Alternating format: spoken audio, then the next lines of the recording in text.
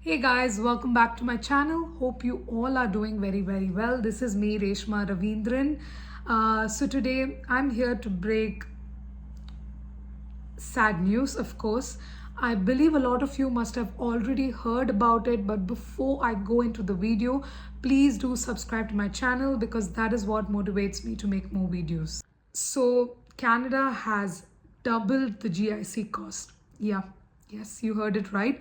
So when I came here as a student, it was 10,000 that was supposed to be showed in the GIC. Now it is $20,000. So they've just doubled the GIC cost. Now, if any of you do not know what GIC is, it's the guaranteed investment that we showed the Canadian, the immigration officers, which means the IRCC, to to show them that we have enough funds to have a life here in Canada.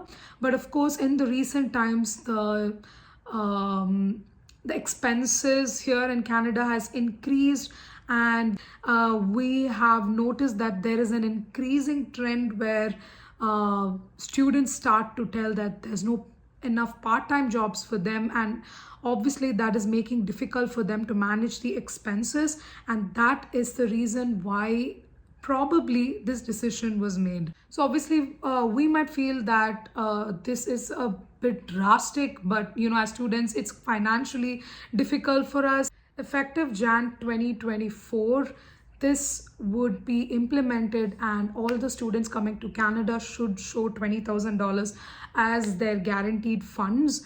Now, I understand that, obviously a lot of us financially it could hit us hard, but then from IRCC's perspective, they think that since the expenses and everything has increased, it would be much better if they have enough funds while coming here.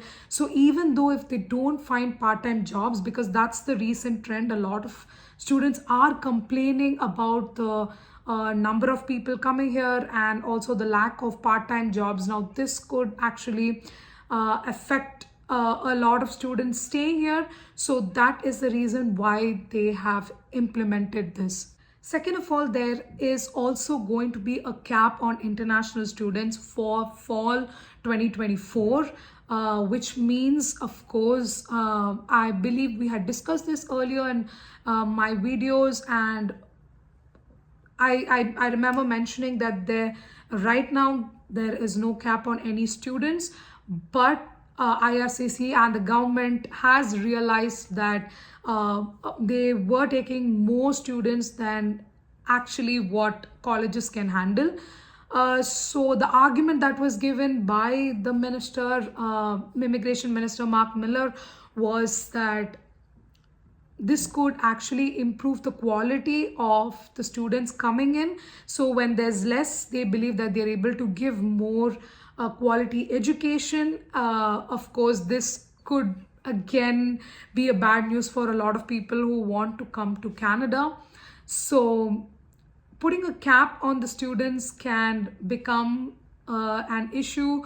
So I think that this I know that right now with the two news that I just mentioned, it could be complete bad news for a lot of students who are coming here to Canada or who are aspiring to come to Canada. But this is the situation here. I understand that from IRCC's perspective, these are things that can improve the quality, but of course it could be a bit of a bad news for people who want to come here. So that is it for people who are outside Canada. So for people inside Canada, once generally the PGWP is given as per the years you studied here. So if it's 1 year, you get 1 year. If it's 2 years, you might get 2 or 3 years, depending upon the officer or depending upon your course that would be decided. but generally they do not give the extension. But in the past few years we had this trend where there was PGWP extensions that was given to students. So even in 2023, so for people whose post-graduation work permits expired in 2023 did get an extension. So this was kind of a hope for a lot of students whose post-graduation work permit would be expiring in 2024. So they were expecting an extension probably in the end of this year or next year, earlier next year. But unfortunately, that's not the case. They made it pretty clear that there will not be any extensions on the PGWPs that are going to expire in 2024. So that is again a bad news. So the reason that was given was that, obviously the students who come here, their main goal is to study, so there will not be any further extensions. So obviously these people will have to apply for PR. Oh wait, I missed out on one good news for people who are inside Canada. That's like the only good news for today's video. So basically students who are currently here in Canada do have an opportunity to continue working full-time until April. So there was this rule which allowed students to work full-time until the end of December, but now they have extended it to April 2024.